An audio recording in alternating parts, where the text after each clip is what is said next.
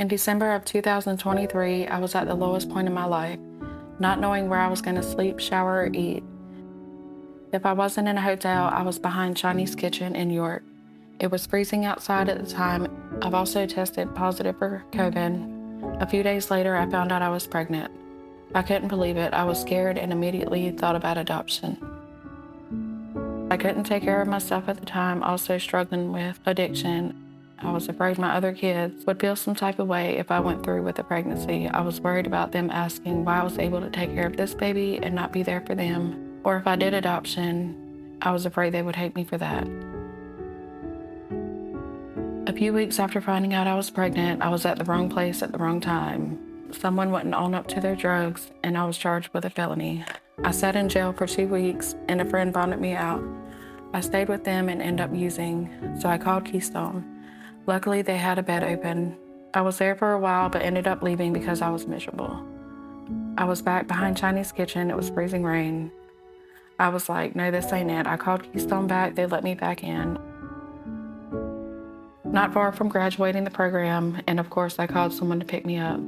A few days after leaving, I was being physically and verbally abused. I immediately called Keystone back for the third time, but there was nothing they could do, and they gave me the number to Palmetto Maternity Home.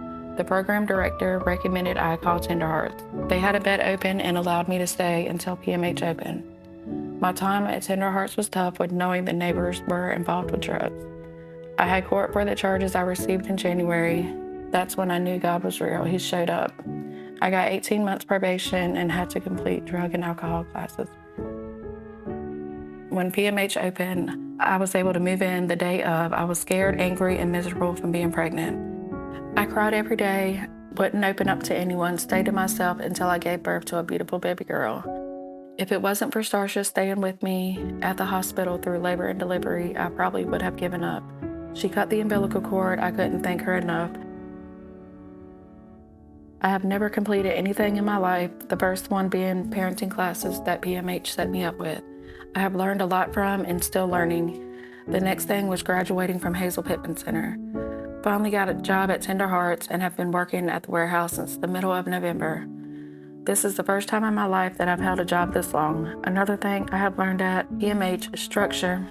I have never had it throughout my life. The support system I have now has helped me learn to communicate. I've never had a voice, but these few months that I've been at PMH, I have learned to practice it. The environment has allowed me the opportunity to learn communication skills without being judged, to work on time management skills, coping skills, and cooking skills.